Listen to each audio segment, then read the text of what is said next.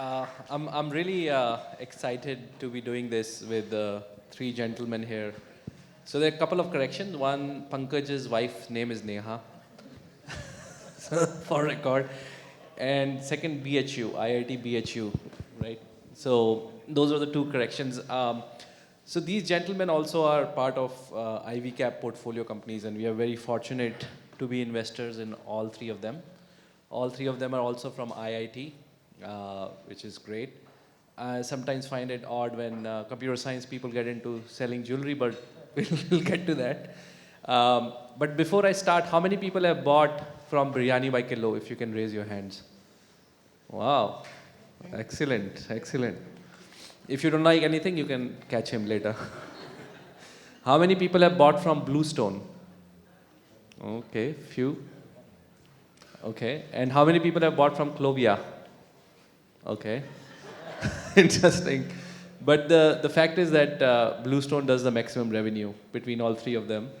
And when I talk about D2C, there is a lot of noise, so we'll try to cover that as well here. By the way, combined, all three companies put together are doing 1,600 crore in revenue. So these are not your sham businesses. These are real businesses, right? And when I look for investments, I always ask them, "Bhai, paisa kitna hai?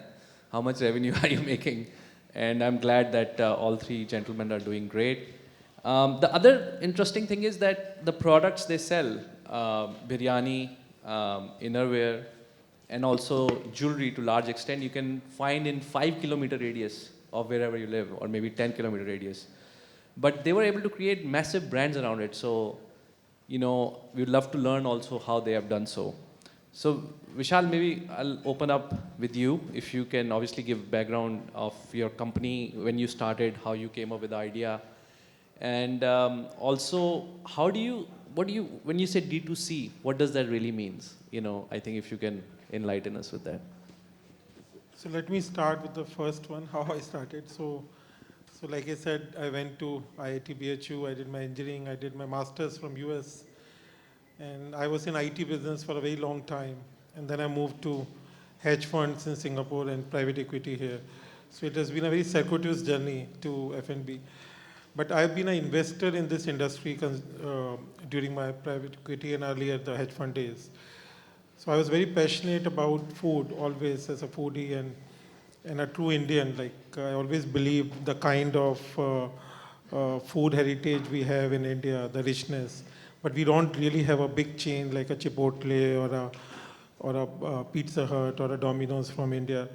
So I was always, but given my investment background, I knew the challenges. So biryani is one category where it's a very deep category. Like even in 2015, when I was looking around, Paradise in Hyderabad from one outlet used to do more than 50 crores of revenue, just one outlet. So the depth was there. And the other company which I am always been a student in India is Jubilant Foods, which is Domino's. So today they do 5,000 crores of revenue, 1,000 crores of EBITDA. But even at that time, it was very huge. So in India, the rentals are quite high, and the depth in the category sometimes is not there. Even Starbucks today have few hundred outlets. They can have few, like in US, they would have 10,000 outlets, right? So biryani is one category. It's very delivery friendly. Like you can eat it even next day. It's healthier than pizza or burger. It's gluten-free, it's more aromatic, flavorsome, one-pot meal.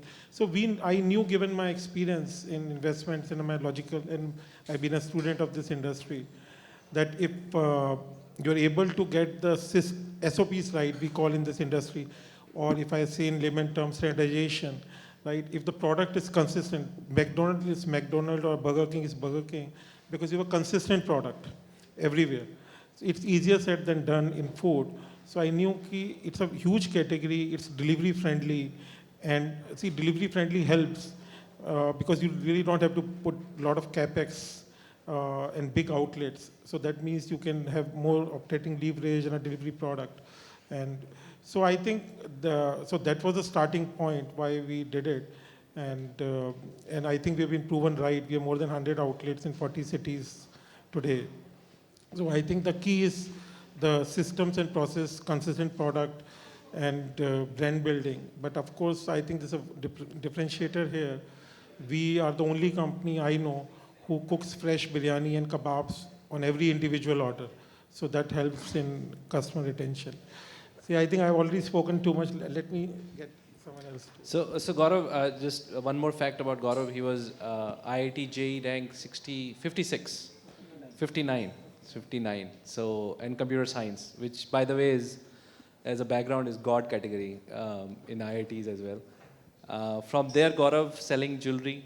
How did that happen? And also, you can address the question about the D2C, and I think in true sense you have cracked it, yeah. Sure. So good evening, everyone. I'm Gaurav, founder and CEO of BlueStone. I started BlueStone in 2012, and this is my second venture. So first venture was in social networking space. That was after I left Amazon, and those were still very early days for internet, and we had moderate success in that. But what I realized from that is that direct commerce, monetizing content play in India was very, very, very difficult, and it was going to be very difficult for a long time. So I thought of doing something in direct commerce where actually we make revenues from day zero or day one, and then looked at a lot of categories. Jewelry actually looked like a very interesting category. I had never bought jewelry before that. I'd never stepped into a jewelry store. I was not married, so there was no need till that time. So I studied the category, found out that it's a huge category in India, almost 60 to 80 billion US dollar. Generally dominated by a lot of local players, but big players. Tanishq was the only brand of repute at the national level and doing phenomenally well at that time, but with a market share of, I think, just 3 to 4% at that time. So still a huge game to play. I also noticed that a lot of people were not very tech savvy, all the players. So noticed an opportunity there, started with the idea of creating a brand which does a great job of selling jewelry online. And the idea when we started was to stay online. And with that we started in 2012, did a lot of innovations. Our own design teams, we realized that working capital is a big problem in this industry. So we had set up just-in-time manufacturing. So we would produce a piece only after the order was placed. Otherwise, giving 1,000, 2,000, 3,000 pieces of jewelry would have sucked all the capital that we had raised. So with all these innovations online, it picked up, it grew, it kind of, in the early years, it doubled year over year till around 2015-16, after which it started shows signs of slowing down. That was a time when we spoke to a lot of our customers and we realized that the reason people were buying was designs. Before that, I think there was not a lot of design innovation in this category. We being in-house, having a team of in-house designers, etc. And we were forced to kind of operate at lower price point products because people are not comfortable buying 2 lakh, 5 lakh rupee jewelry online. But they were comfortable with 20, 30, 40, 50,000. So we did a lot of design innovation there, and we realized that there's a demand there which is not that well catered by the traditional or the existing players. So on all those things, and then we spoke to customers, we realized, we found out that almost all of them, 86% of the people were buying online because of designs. Not because of brand strength, not because of the comfort of the brand, but design. They said we liked the design so much that we had to have it. And we said, okay, it's a 30, 40,000 product. So despite having a lot of fear in our minds, we still thought, okay, let's try it. So those were the kind of responses we got, which was a strong validation of the offering. But then what was also happening was, for every one person who was buying, there were at least 30 who were exhibiting the same browsing behavior on the websites, spending 3 weeks on the website, adding products to cart, wish list, etc. But they're not completing the purchase. We spoke to them. They said, we all love the designs, but how can we buy something so expensive without touching and feeling it? And then few more reasons. The second reason was, if I were to exchange it, how do I do it? After 2-3 years down the line, if some minor repair, etc. is done, and then lifetime exchange, which people, we realize that there is another habit of people exchanging older designs for newer designs. So all those things were not enabled. So we realized that the strength of online, the major strength of online was in providing that experience of browsing to the users or to the consumers, which is non-existent in offline. In many other category, you can walk into Shopper Stop, Zara, or any other store, and you can actually browse as much as you want. And all this behavior has changed across categories. 30 years back, the behavior in all these categories was also counter driven. So you'd go sit on a counter and ask for ki wali sari dikhao ya wali shirt dikhao and so on. But now that counter experience has been replaced with aisle experience across almost all the categories. And online had then come and made these aisles endless, and this browsing also continuous. So in large format stores, we do browsing over the weekends, etc. In online, you can browse while having lunch, while commuting, while if you're bored, and so on. So online stretched it even further. So much so that browsing has now become the primary behavior, and buying is a side product of that, which is unlike what happened 25, 30 years back. But in jewelry, none of that happened. So when we enabled meaningful browsing online, the browsing picked up, but given the nature of the category, the support of offline was needed. So online, in jewelry, in gold and diamond jewelry, offline cannot provide the aisle experience. Only online can. So online is doing a phenomenal job of it. It's generating demand, but offline was needed to convert that demand also, since these are our own products and no one else is showrooming these. So we started with that thought, with that study, we started opening stores, and we saw phenomenal response. So we started growing stores at even faster pace. Today we have around 170 stores. With business growing, doubling year over year. And what we had noticed was that 80 to 90% of the people who are coming into our store and buying, they are starting their journeys online. So they are doing browsing, shortlisting product, adding product to the carts, etc. online, and then walk into the store and convert. I have thoughts on D2C also, but shall I? Maybe we can start with Pankaj. I think the takeaway is like browsing online and shopping offline. So that was very interesting. So Pankaj, same question, journey and... Yeah, so it's been a very funny journey, frankly. So my father used to be a lingerie seller, and we have this town 60 kilometers from here called Meerut, right? And that's where I come from. And till class 12th, I was supposed to stand at the store. So we had like this 150 square feet store, and I was supposed to be serving water to people, because it builds character, and that's what my dad said. And my mom said he's good at studies, let him do something meaningful with his life. I ended up selling lingerie, so so life came a full circle.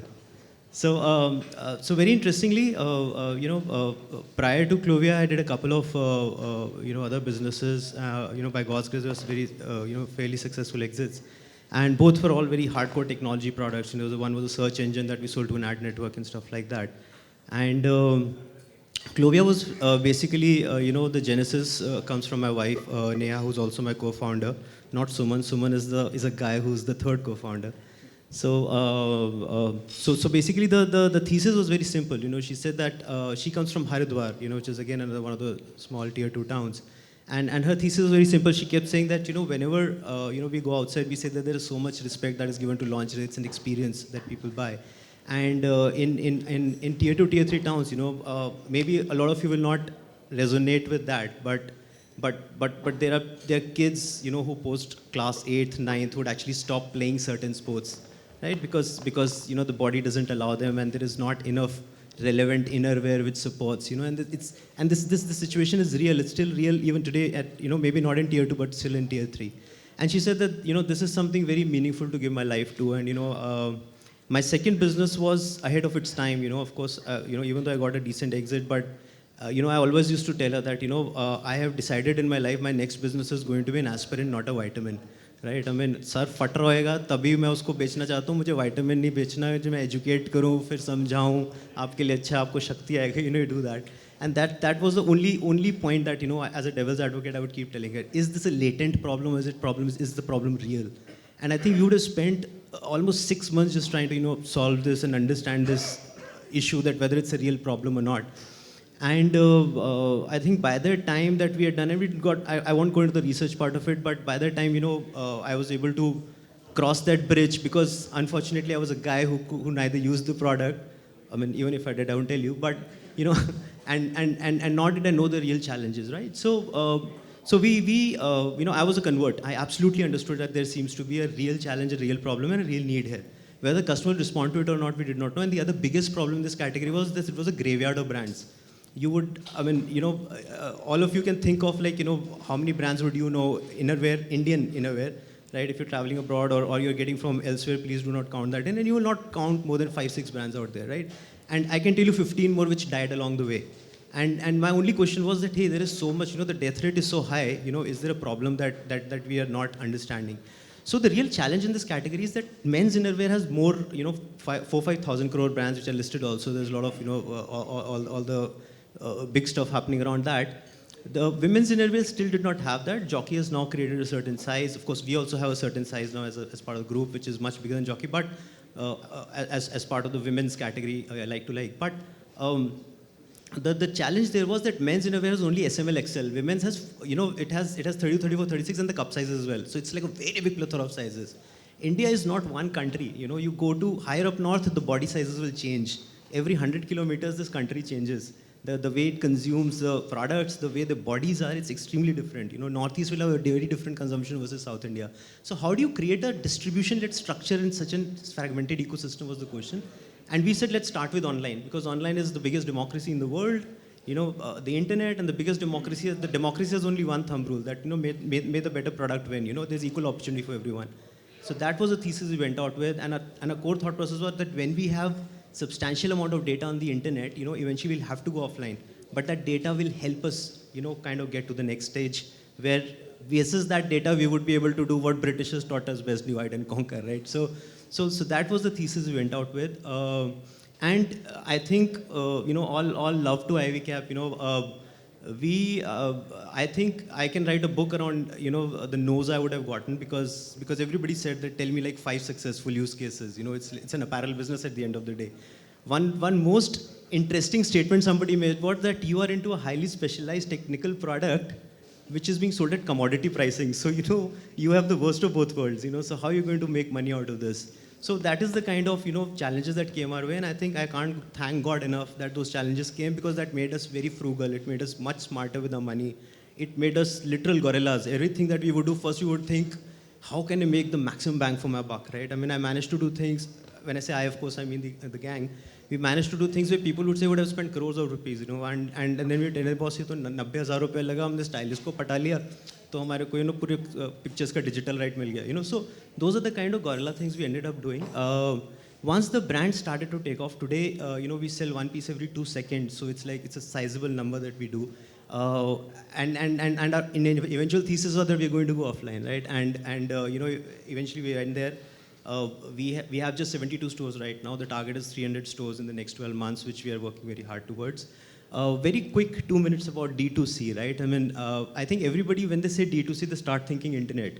D2C is direct to consumer. I mean, so even today when I'm talking to new kids or elders who are entering into the business and they say that we're an online brand, I very softly ask them, are you a brand or are you online? Because if you're a brand, then channel should not be with it. And if you're a channel, then please forget brand. And then there's another set of people who say that I'm setting up a private label. So private label is not a brand. Private label is something that you do as part of a bigger ecosystem, trying to maximize on your operating margins.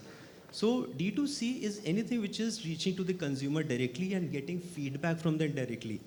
Fab India is D2C. There have been very, very big D2C brands which have been there forever in this country. The only thing is when internet came to the picture, it was able to give a lot of power to newer guys to come into play. And it was so your mind to market was much faster now. And the moment that started to happen, a lot of good guys could crop up, which could come with better products and see if good things can happen.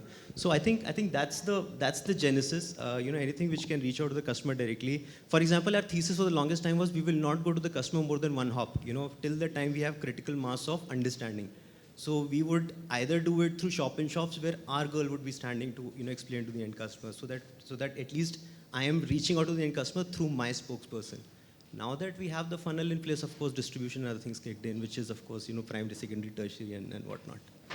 And congratulations to Pankaj because he exited to Reliance last year, right? And also gave exit to IvyCap. So that's a successful exit story. We'll come to that later.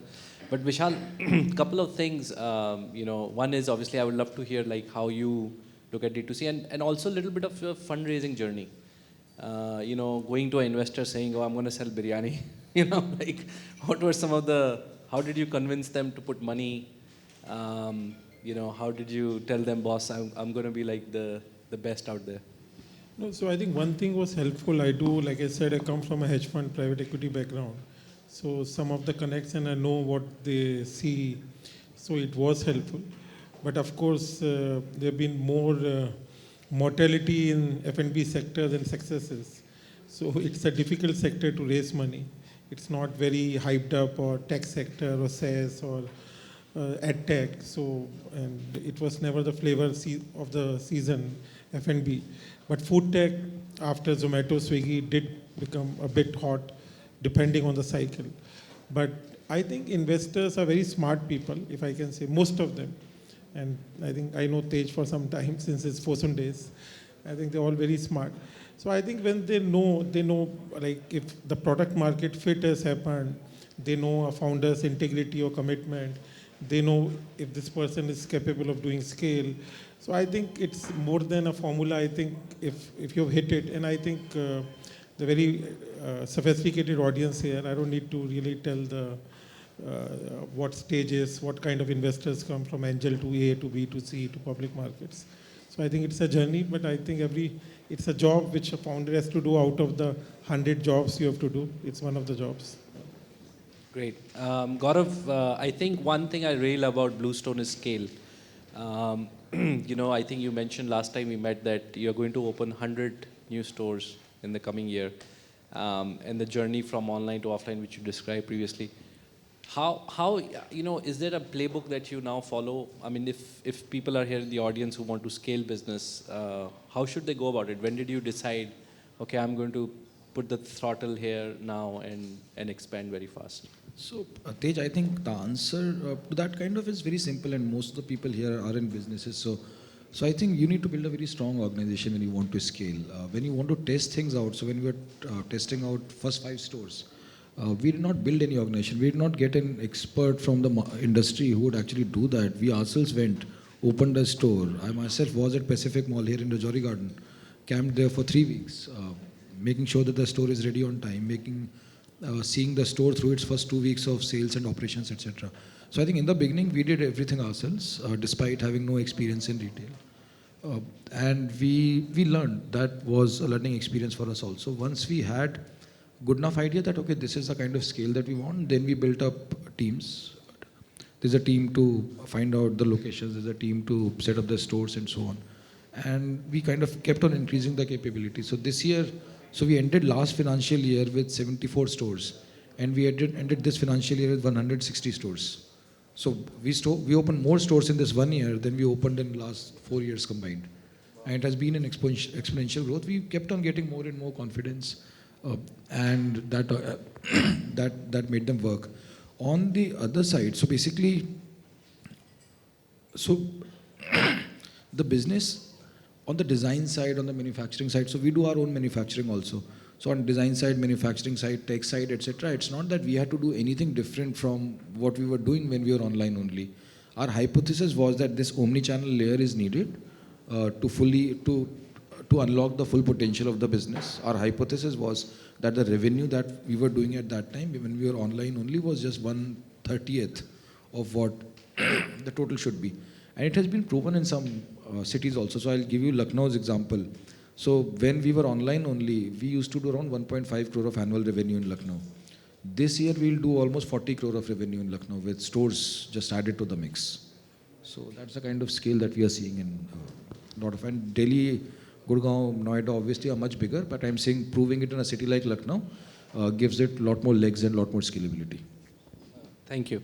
So Pankaj, I'm going to take this exit question. Why did you exit? Obviously, great for us because we made money. But what made? Because I think their innerwear market is insane, as we spoke about it. So what were the motivations? Money. No. I see. From a more serious perspective, we realized that at a certain point of time, a brand has to get into a certain journey. And so we're still, by the way, fairly invested in the brand. We're still working very hard for it. I still keep wearing the Clovia t-shirt. The intent for us was very, very simple. We knew that the business has to get to a certain point from current point A. And that at that point of time, we had term sheets from five private equities. One of them was at a very late stage. And the amount of checks that we were getting, by God's grace, were very big. It was probably the first time a lingerie business would have gotten such a big check. And in spite of that, we decided to go for a more strategic route, and the intent was fairly simple. We realized that the amount of money that I will take from getting here to there, is going to have a certain journey in a certain time frame. But if I take the other route, it's going to be much faster. So and either side, the founders and the investors were making money. So my karmic debt was covered in both the journeys in some ways, right? So I was not hampered in any ways of thinking that one is bigger than the other. It just boiled down to that, what will take the brand faster to the place that we want to be. There was a available network which we could tap into, and a lot of those assumptions that we had are now, touchwood proving true. So that was predominantly the reason, and I remember I had a word with Vikram and Ashish that time. I gave them a call. I said that, this is the conundrum I'm in, that, I am also contemplating this option of exit, for everyone. And of course, there's this private equity that we are all working towards. So what do you guys suggest, right? I mean, as investors, and you have a long-term view, you have already told your LPs that there is a long-term view with this business. What do you think it should do?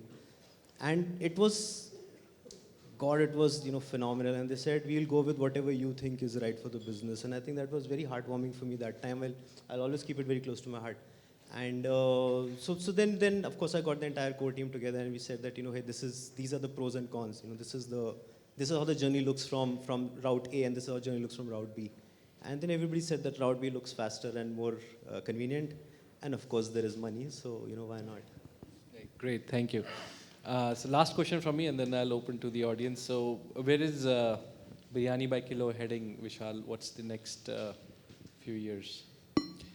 So see, I'll just step back to answer that question. See, when I started in 2015, I think I was almost close to, you can guess my age, early 40s. So, and I had a big opportunity cost given my career at that time. So I think the vision was very clear and the same today, that I do, first of all, believe very strongly in the India story. And a lot of the companies like McDonald's or Subway or Starbucks, they started after the Second World War in 1960s, 70s in US.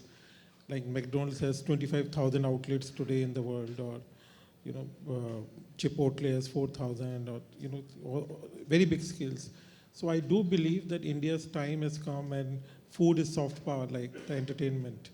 And I do believe again that biryanis, kebabs, or Indian food is a much more healthy, a better product than, let's say, a burger or pizza, if I can say.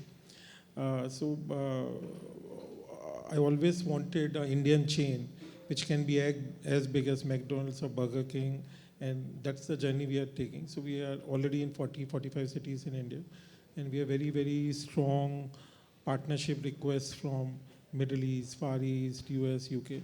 So we'll start taking that journey from next year to take the biryani kebabs, which I think is the right cuisine because it's a one-pot meal. It's easily delivered like a biryani, like a pizza or a burger, especially like a pizza, but much more healthier. So we want to, given the recipes and the brand we have created, to take it to the rest of the world from next year and make as big a change. So that's it. Yeah. Thank you. Same for you. I think there's IPO ambition.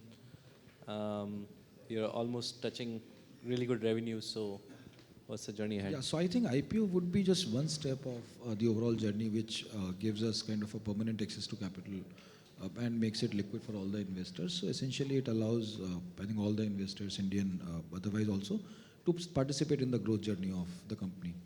One thing also that I've noticed is that Indian investors understand this category a lot better than foreign investors. I think foreign investors have not seen the kind of jewelry play this country can offer because no other country has it.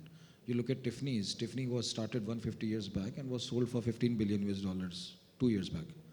Tanishq was started in 94 and right now trading at 35 billion market cap, and with just 6% of the market, growing 20-25%. Right. So this category is insane in India, and I think Indians understand it better. So IPOing in India is definitely a step that we will take. But more importantly, if you look at our current size, also we are doing, let's say, close to. So last year we did around 800 crores. Okay, that if I look at the overall market, that's not even 0.1%. right? So it's just we've just gotten started. We have gotten foothold in a category where starting up is very difficult. Getting off the ground is very difficult. This is not a category where you would actually start buying from a shop that has opened just near your house. If a grocery shop opens, you'll start buying your groceries from there. If an electronic shop opens, you'll start buying your electronics from there. For a jewelry, for someone to sell jewelry, you have to actually earn the right to sell the jewelry, have to earn the right and reputation to actually be a jewelry brand. So I think we have gotten started that way, and the kind of tractions that we are seeing. So even in our oldest stores are just 4 years old, but even there we see like-to-like growth of 60-70%, etc. So that's a testament that this is huge. The category is huge. It's almost $80 billion right now. So in terms of growth, I think expanding our digital footprint as well as omni-channel footprint, expanding our offerings, which are very niche right now. So there's a lot of levers that can be pushed, and we'll push all those. So business-wise, I think I see the TAM being so big. I think the flywheel will go on for years to come. Great, yeah, and all the best for that. Pankaj, what's next? So You don't seem like a Reliance kind of guy, so that's why. Sorry? I say you don't seem like a Reliance kind of guy, so. No. So I think there is still a lot to be done. We have this internal mission, 50 million within the organization. So we have to touch 50 million lives. That is what we are working towards. So still a guy who's in love with lingerie, whatever you might make out of it. But I think from our perspective, it's fairly simple. We started with the initial thought process that, we need to reach to the tier 2, tier 3 town person. I think we haven't even scratched the surface yet, right? So I think the whole thought process is, and now we are going all out, right? I mean, so internet was great. We did our own exclusive outlets. Now we have our own distribution ecosystem coming into play. So, and it's heavily tech driven, extremely tech driven, so we want to be this one of a kind, class, lingerie company, which is completely enabled by technology, because without that, you will not be able to crack this complexity of this 40 to 70 sizes anyways, right? So there's nothing exciting about it. It's the need of the hour. And it's mission 50 million. Till the time we get to 5 crore people, I think, we're not resting. Sorry, I just wanted to ask you, exiting to Reliance and getting them as a partner, has it helped Clovia, or how's the process of working with them? See, Reliance Retail is by far the biggest. It has the biggest footprint in the country right now. To give a very small example, for me, if I would have to get into a Reliance Trend ecosystem, right, it would be extremely difficult for me to, I know we have sat outside, XYZ, large formats, offices, like for full days just to get an entry and to talk to them that, hey, look at our product. At some point of time, these people started to come back to us and saying that, can we keep your product? But still their footprint was much smaller. The footprint that the current ecosystem has is extremely huge. And now that we are starting to percolate into that ecosystem, for us to reach that 50 million number will be much faster than what we would have tried to do, one customer at a time. So yeah, I mean, fingers crossed. So far it looks good. Great. I'll just open it up for audience, whoever has a question. You can take the mic.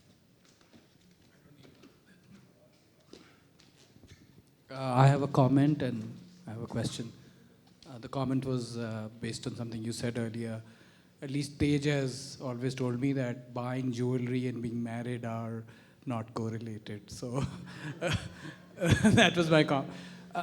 Tej, when you invest, you see all these smart guys, IIT, McKinsey, and that's what excites you as an investor.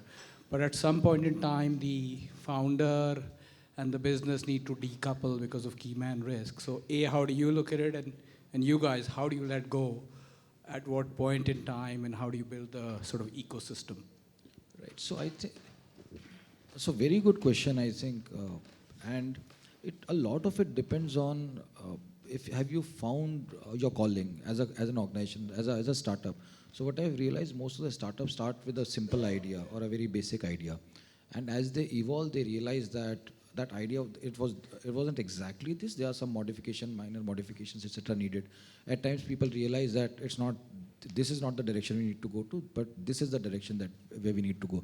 So I think for as long as all this discovery is happening, I think the team has to be small, nimble, it has to be founder driven, and so on. And it has to consist of people who can actually wear multiple hats, not people who have who have like 20 years of experience doing the same thing, because then just changing tracks will be very difficult. I think once you have done that and once you have started building the scale, at that time, parallelly with that, you have to keep on building organization also. And it's not that all the functions of the organization are going to mature on the same day. So what I generally realize is there are certain pockets. So for example, in retail, we have built a very hard structure. Now that we have 170 stores, we have regional managers, we have area business managers, and we borrowed from the traditional businesses. We have our own matrix, etc., because we have access to more data. But that playbook of, let's say, a BD team, projects team, regional manager, area business manager, store manager, etc., all that is exactly same as what those companies have. So as business matures, as these functions mature, I think there comes a time when founder is not actually needed in the running the company. You can actually just be an overseeing figure, but the business will run on its own. I've also seen that many of the founders, they get very impatient because they're just doing the same thing again and again, and they're not used to it. They're used to actually trying out new thing every month and so on and so forth. But beyond that time, for example, what I've been doing for the last 2 years is I'm not trying out new things. I'm just focused on execution because we have found out what's working. And we have not even scaled to 2 to 5% of what its true scale is, right? So I should not get bored and start working on some other hobby project. So getting to the scale, and once I'm at 2-5% and so on, then the organization will take it there. They'll take it from 500 to 100%. I have to make sure that I don't disturb them. I have to make sure that I don't derail it. And that is how I see the journey. In fact, what I've also realized is many of the companies, when they become big or when they've found out what they need to do, they actually lose that innovation that used to be there in the early days. In fact, that what led to them becoming this big. So one of the most challenging things I'm trying to figure out how to do it is how to keep both alive, how to keep that pocket of innovation alive in a company which needs to be very plastic, which needs to be very rigid in order for it to scale and roll. Actually, that's a very interesting thing. So they say money gets made in the mundane, right? But going back to the office same day, doing the exact same thing will make you the money. But in that process, you might end up losing innovation. So it's a very fundamental question that you asked. I think there's a very fundamental answer. For us, for me, for example, whenever I used to get lost, opportunity cost is crazy, right? I mean, for people like us who have friends, so I wouldn't have money to, at one point of time to, bloody go to a chart wala, and my friends would be like posting pictures on Facebook from international destinations. So I think that point of time, बड़ा fundamental सा ही सवाल उठता है दिमाग में कि यार मैं कहानी बना रहा हूँ या धंधा बना रहा हूँ? Is it a story or is it a real business? And as long as you're sure that it's a real business, you will stick to it, And if you, about letting go. So, I think. Yeah. So, I think from a letting go perspective is a very. As a person who is hands-on, it becomes very difficult to decide when to do that. I think, and especially when you build, it's literally the mother-child thing, right? I mean, when do you let the baby become big enough? And as you very rightly said, that processes keep happening and you keep finding stuff for yourself.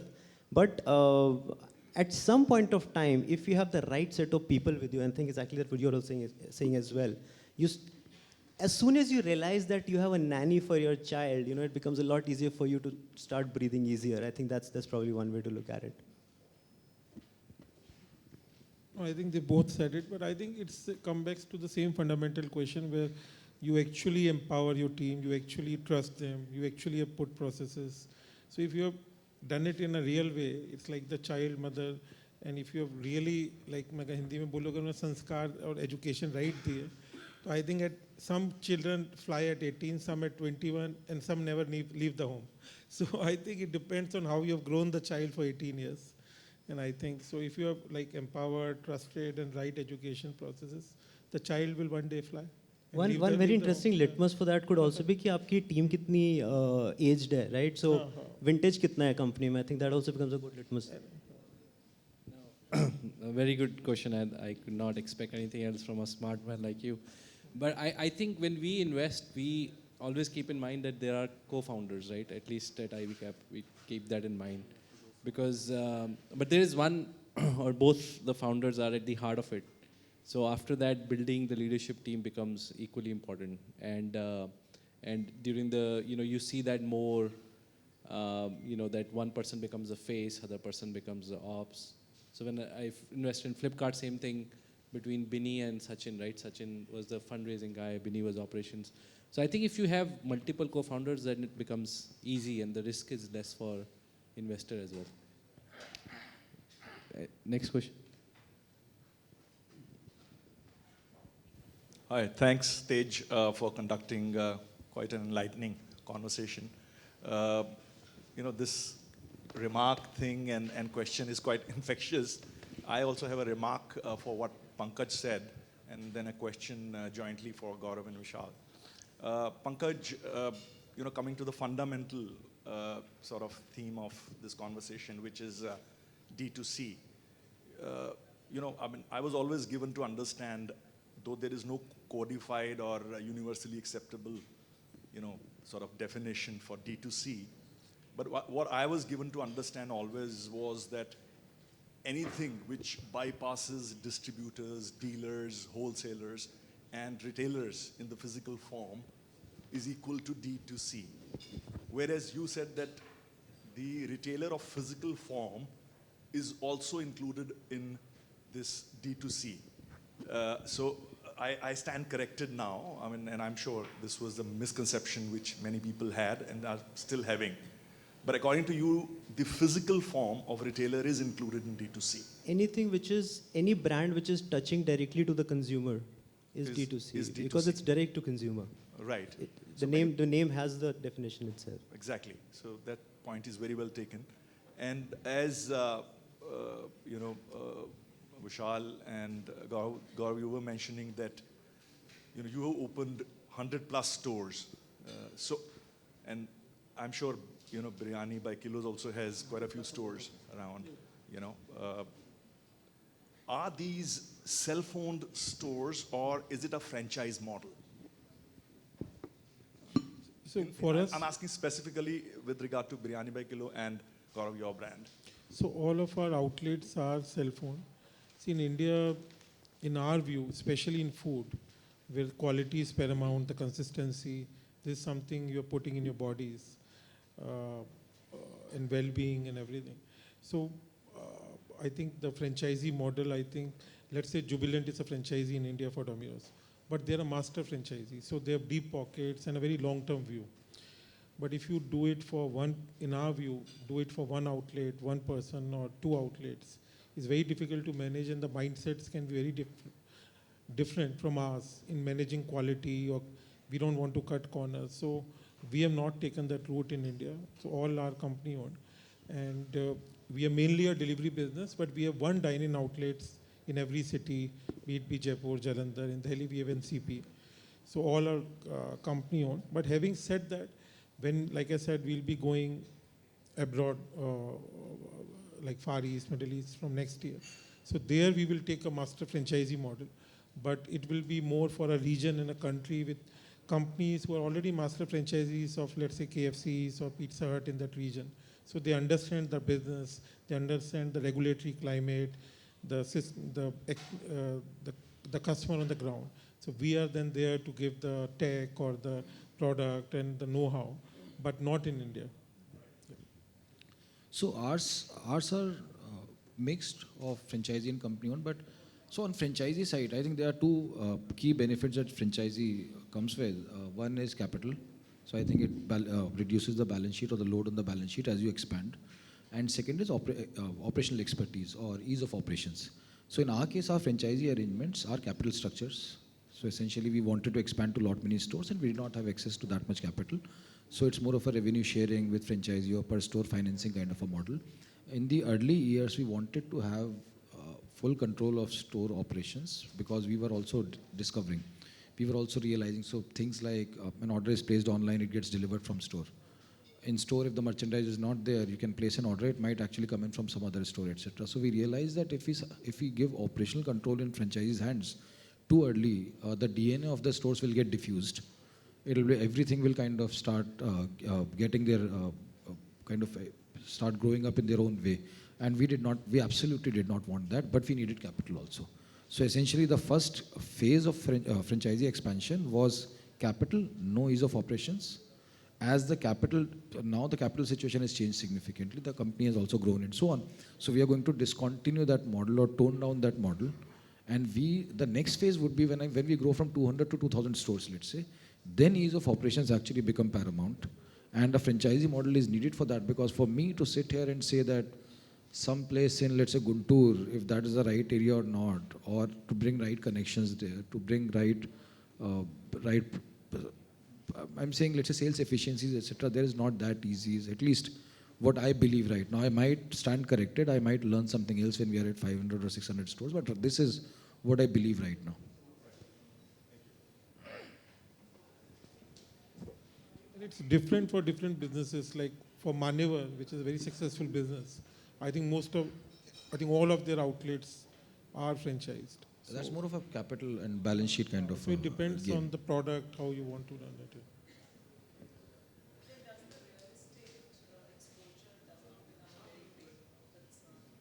No, so see, of course, we are not buying the real estate, so it's on rent. So that's fine.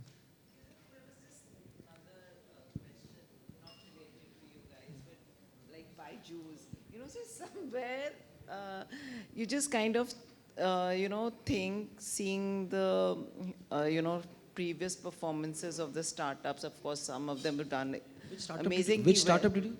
So buy Jews. So it's just a thought which just came. From a layman's perspective, I'm just saying that, you feel that the startups, once they, they're more into the expansion mode in their early years when they're like really expanding and the profits are not there. I think they concentrate more on the expansion and the name creation, whereas when you see their net profits, like, what happened with Paytm also, right? So if you see the operating profits, everything shows negative, but we all know what Paytm is at the end of it. Similarly, it was the Byju's was a story. So it was more like you want to create, your consumer base throughout the country or whatever. Maybe I'm not putting it correctly, but I just feel that when you see the balance sheets, it's negative.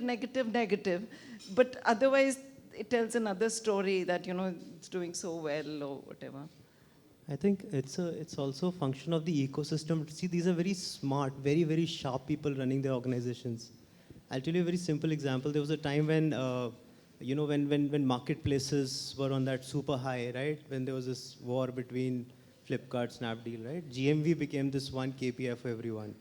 Now, the moment the smartest guys are told that, hey, this is your KPI, this is what you need to chase, and everybody, the entire ecosystem is responsible for that, right?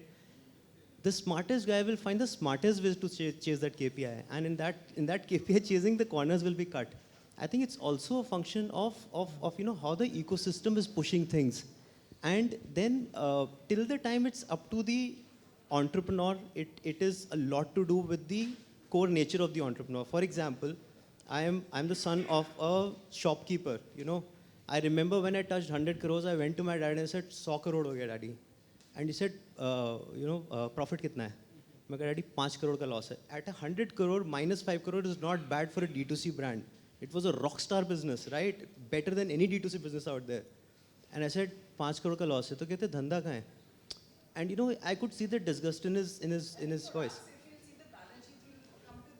No, but then again, there you have to also understand that it's also the cost of speed, right? If I would be running it for 20 years and getting to this journey, or I would have done this in 3 years and gotten to this journey, there is a certain cost of time also that got deployed. But am I able to justify that over a period of probably the next 3 years or 2 years? Then it makes sense. So I think it's also a function of where the business is heading. The examples that you're giving are very specific examples, and a lot of them, because you acquire a company for X because you know that anyways your valuation goes up 3X. You'll keep doing it till the time your valuation, you realize, has gone down to 0.5X now, and all of a sudden you're at a loss. So, till the time you are in that interesting tulip effect, if you remember the whole, Netherlands thing, it goes nice. So again, it's a very individual thing, and also the ecosystem that they operate out of. I think, and I keep telling my team also, every great business is a great story, but every great story may not be a great business. So try and build a great business, story to ban jayega. So again, it just boils down to, at the end of the day, what you are choosing to do, when you have those two paths to take. There's no direct answer,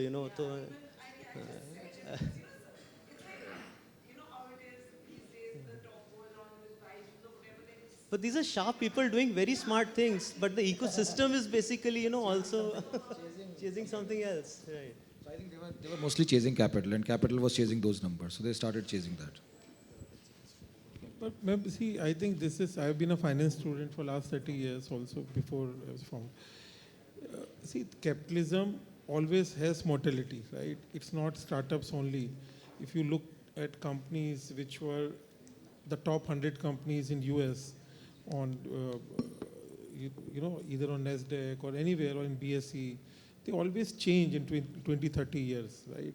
The companies of today were Googles and the Apples were not there 50 years back. So it's the mortality always happens, but the greed and fear cycle sometimes get heightened, right? And which got heightened in India with the likes of, I don't want to take any names here, but I think where too much capital and too much greed is there, it gets corrected also, and it's getting corrected now. And I think businesses like us who are, I would say, more real, I think it's a healthy for us. Then you don't have to really do discounts, which every competition is doing just because they are funded, even if there's not. So these are, I think, it's a part of capitalism. Mortality is a part of life as human beings, but I think it doesn't mean that the whole ecosystem is bad. But I think the broad brushes or looking at things in a very news cycle way, and news also picks up stories only like Byju's, not the real stories of people who are working hard. So I think, and everyone, and all educated people have to take nuance. So I think there are bad apples, be it in public companies or politics or Bollywood or this. So you will have to go for you have to finally choose the real people, real companies, I think it's always. I just want to add an investor perspective to that. I think it's what you're saying, and if you were an investor in our fund or anywhere else, you would question that, right? What's going on? Which is absolutely right. Therefore, as investor, it is my responsibility to invest in businesses which will create value, and which means that at the unit level at least, you should not burn money, right?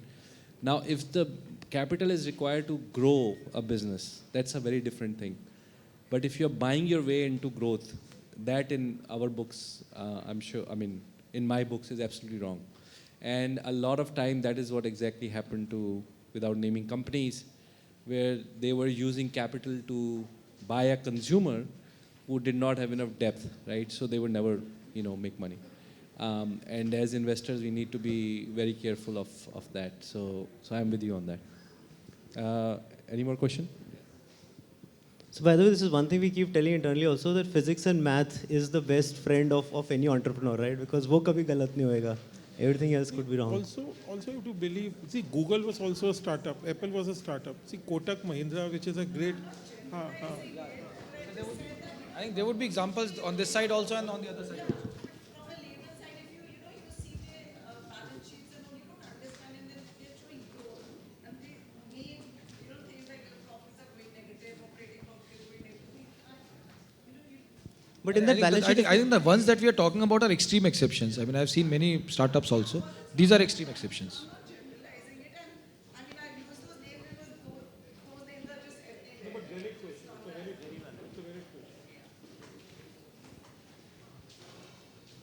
So on a lighter note, I just want to thank the BlueStone content team. I think because, I have a toddler at home and she's extremely hyper. But whenever the BlueStone ad comes on YouTube, she is so engaged watching it's the soothing music is there, the details of the jewelry. For 20 seconds, I'm like, the house is so calm. And but on a serious note, of course, my question is that anytime a new technology comes up, so that is shown as a big game changer, something like AR or VR, D2C for online businesses. Has that actually been a game changer? Have any of your teams used? And what percentage of your maybe expense you use for trying new technologies? Like fail fast and then does it work? So that's my serious question. Great. On the compliment, thank you so much. Your daughter is on the right track. She loves jewelry. No, but that I really there is nothing else. So she's learned how to skip ads, and she skips every ad except BlueStone. So I mean, I'm not an online shopper, but that's how I noticed the brand. I'm like, okay, what is this ad, which can keep a toddler engaged for like 20 seconds? So a lot of women say that about their husbands for Clovia ads.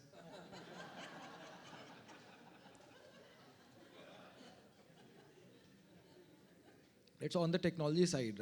So many of these technologies are also hyped up. You're right. So AR, VR, it's not that it has not been around for a long time. It has been, and I don't think many of these have actually come of age. So on AR side, we have been shown many of those products where actually the jewelry would show up on your ears or earrings on your ears, or you can try out jewelry virtually. We've looked at those demos, but I honestly believe that it has a long, long way to go. We use technology extensively. So all the photographs that you see on the website, those are not photographs, those are 3D renders. And we've been doing it for 10 years. So I think just knowing what is the right technology to use is very useful. In our case, we are all engineers by education. So just kind of that we have that basic understanding. So that helps.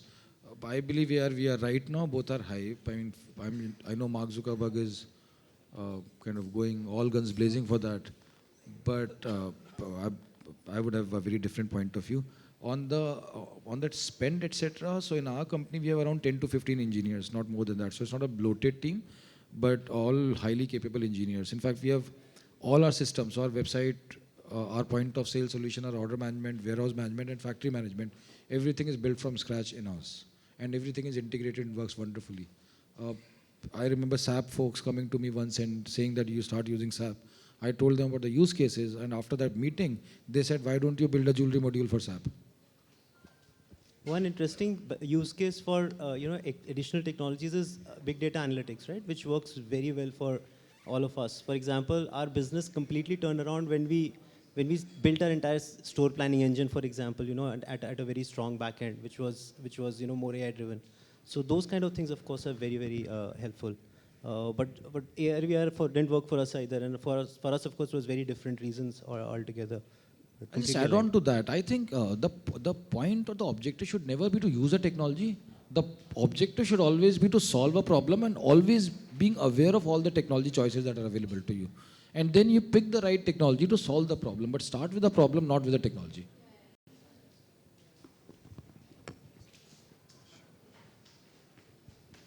Hi. Thank you so much. It's been a wonderful, enlightening evening. I'm Sumit, and I'm a partner at gempundit.com. So we are selling colored gemstones and jewelry online. From all of you, all four of you, especially Tej, I couldn't really hear the buzzword, so to say, AI. Is that too limited to the online space only? Or, it's the offline, the consumer behavior is there, and that's where it is going to be just limited to just the optimization of the online? Is that too small a thing? I would love to hear it from all of you, and especially from you, Tej, considering that you're putting in money on both sides of the spectrum. Thank you. Yeah, I think it's a developing technology. It's ever evolving, and many of our members here, Vivek and I, talk about it. I think it is going to revolutionize a lot of things. Maybe not so much in the context of D2C, but in the context of legal framework, right? You can do a lot of writing on it. I think fundamentally it is changing. People are learning about it. In every business, it will have its impact, especially on the tech side. A lot of, for example, coding can be now done using AI tools. It's not going to eliminate engineers, but it's going to make them more enablement will be much more higher. So you can, even focus on bigger things. So I believe in it. I think it's going to, for example, there is a call center which is using AI. It's going to also eliminate some jobs which are redundant, perhaps. So you will see some job losses, but I think that can be made up by some other technology. So we can have, talk about it for hours, and it's a new subject. Which everybody is getting the hang on. It's not as new. The people has been using data for a long time, right? Just that it has become more mainstream now with ChatGPT, because everybody here will tell you that they will use AI tools for data mining for a long time. So that's not new, but just the application on top of it are new, which are very interesting for us as investors as well. No, I think it's a very valid question. And see, I think like Tej said, Deep Blue, if you remember, when the IBM created, and it beat the chess masters. So I think AI has always been there, but I think I was really amazed when I went to US few years back, and Tesla, you could just take your hands off. I think it's real magic, right? It can detect everything. I was just watching last night. There's a robot playing table tennis, and it can beat the best table tennis player. So I think we are into a new era. And of course there are a lot of philosophical discussions here. If you read Yuval Noah Harari, it's very interesting, where they say the first time the intelligence is now going to be disconnected from consciousness. So it can be very dangerous, so a bit philosophical. But having said that, I don't think in India, at least the startups I know, and I think we are quite well connected in the system, that someone is really, I think the ChatGPT founder did give an answer which was quite, if I can say, a bit rude to, but I think India, I think that way, or at least on the, where you can use the technology today, right? I think it is still, I don't see many founders doing it or startups, but I think going forward, it is the future. I think it's the future of humankind, and I think there are a lot of philosophical questions here, but I don't think on a realistic basis, at least we are using, I don't know many who are using it, in at least the D2C businesses, I think. Yeah. Right, so I think at an overarching level, AI is one of the most promising things that we'll see in our lifetime.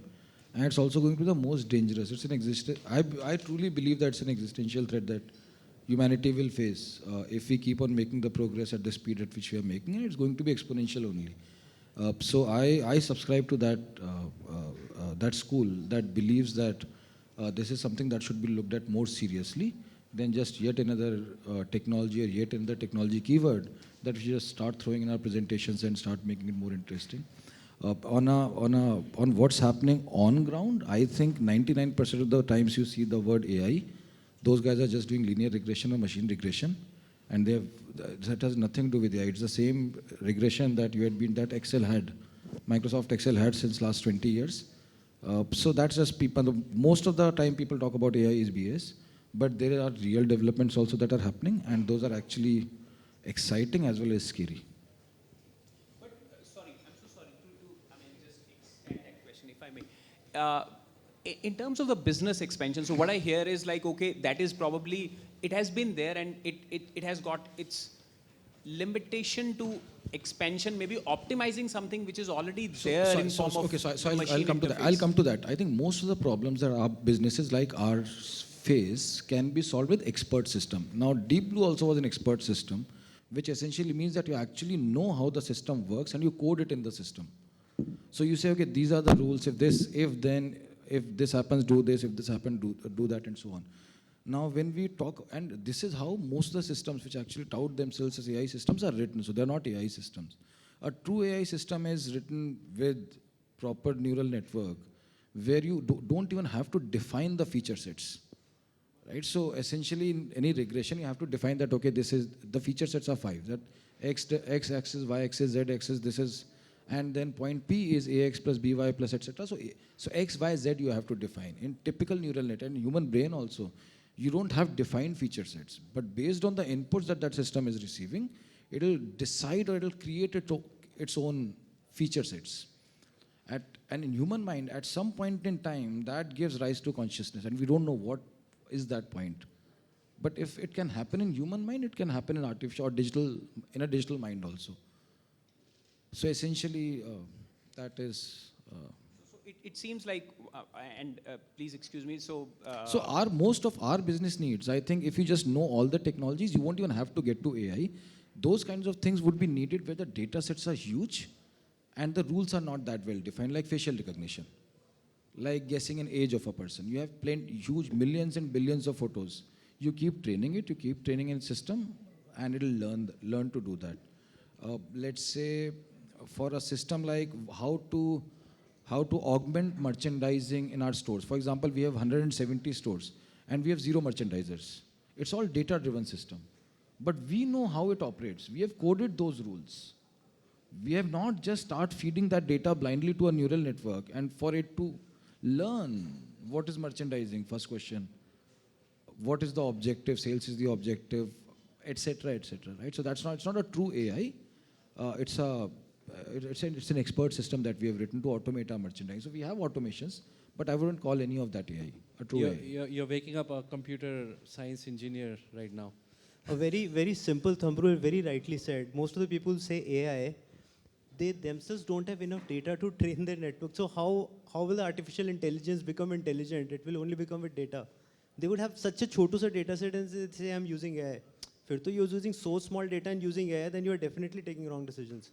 I've seen those people saying AI chatbots, and in the back end, it's just if customer asks this, reply this. If the person asks this, then reply this. Boss, we have been writing those programs for the last 25 years. Regular expression strings use karke, you're literally, throwing stuff.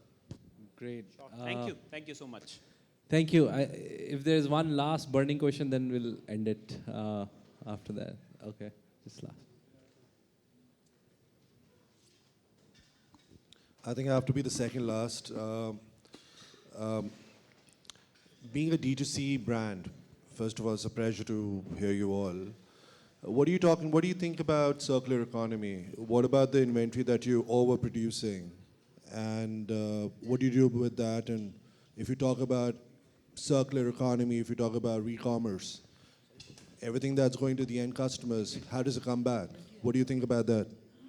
What's the second inventory? We got the question. What's the second? All right, circular economy. I mean, if you're talking about excess stock that's been made, what do you do with that? Because you're a D2C brand, right? Okay. Plus, at the same time, how does it come back, and what are you doing about e-commerce? Because you're either e-com or you're offline. So in our case, in Biryani by Kilo and the other brands we do, the Koila Butter Chicken Cater, see, we make fresh product, like every order is made fresh, so we keep very limited inventory and we make to order. So our wastages are also less than 0.5% and it's made to order, so it helps in keeping very little inventory. So I think that's not an area we worry about. In our case also it's not an area we worry much about, though ours is almost the heaviest working capital deployment goes in inventory in our case. But ours is a special case where inventory is primarily gold and diamond, it's all fully recoverable. So we melt it essentially. If we know that it's not going to sell, we don't worry about it even a day more. Again, we have systems that tell us that, okay, pull out all these designs from the store and go melt them.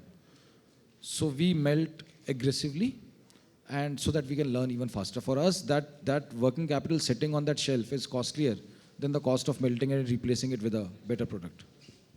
We worry about it all the time, and that's all we do, right? So somebody very smart, one of the mentors early told me that, inventory for a apparel business should be like cockroach on a lunch table, right? It should be that cringy for you, right? So it's fairly simple at the end of the day. A business like ours can only have two levers, inventory and marketing, right? I mean, how do you get more people and how do you sell more? Sometimes when you have more people coming and you don't have enough product to sell, it's a problem. When you have a lot of product, not enough people coming in, again, it's a problem. One becomes a working capital problem, other becomes a, business problem. So either of the two cases, you have to be very well balanced between the two. You should always have some card up your sleeve, to understand, how you can take care of that excess stock. So of course, we have certain sales, etc., that we put up, which is very, very rare. For us, again, coming back to this, the whole, I was sharing, right? The big data bit, the whole planning engine has worked very well for us. Till the time business touched 200 crores, I didn't have a single planner in my organization. Everything was done by technology, where it would say, so in our category, minimum product estimate is 15,000 pieces, right? So 3 colors, so 5,000 per color. We brought it out to 500. So we started testing with 500, and the engine would tell, basis the returns, basis the browsing patterns, and basis the purchase pattern, the feedbacks from the people who are buying, whether you should make more of it or whether you should tank the product. So the engine itself would say, hey, make more of this, hey, stop this, and that way we were able to manage the inventory well. Thank you. Yeah. Can I end it Hello. now? Oh, okay. Can I ask one more question? Okay. Yeah. Since they're, legends of D2C here, I wanted to ask, how do you look at Indian market TAM, and how is it segregated among, the major metros, tier 2s, tier 3s, and how have you seen grown the proportion of the market coming from tier, let's say 3-4 cities and versus the metros. Because I'm basically at working as working with the investments team at ICICI, and we have seen a lot of demand now shifting to tier 3 cities, smaller towns, whether it's portfolio managers, or perhaps even Tej would probably be going there now to do his fundraise, right? Maybe in the next 3-4 years, and not to United States. But I wanted to kind of have the entire I can give you a very small data point about us and then move on. 63% of our business comes from tier 2, tier 3. The average order value is 8% higher than tier 1. So I think that is good enough to show the potential there. So in our case, also almost 75% of pure online orders are coming from tier 2, tier 3. Since we started opening stores, we were not very, so we opened all of, first, our early stores were all in metros, then tier 2, then we tried out tier 3 also, cities like Hisar, Guntur, etc., and those have worked out very well for us so far. So I think there is significant demand there. And how's the adoption of digital first brands there? We are digital first. So as in our data, what we see, some indications of how they've adopted to digital first brands. So for example, I'll give you another data point. So 80% of people who come and buy from our stores have browsed the website in past 3 weeks before coming to store and have the shortlist of the products ready. So tier 2 are big for us. How we have created our TAM is around 54 cities in India which have more than 1 million population. So we are not thinking right now beyond the 54 cities.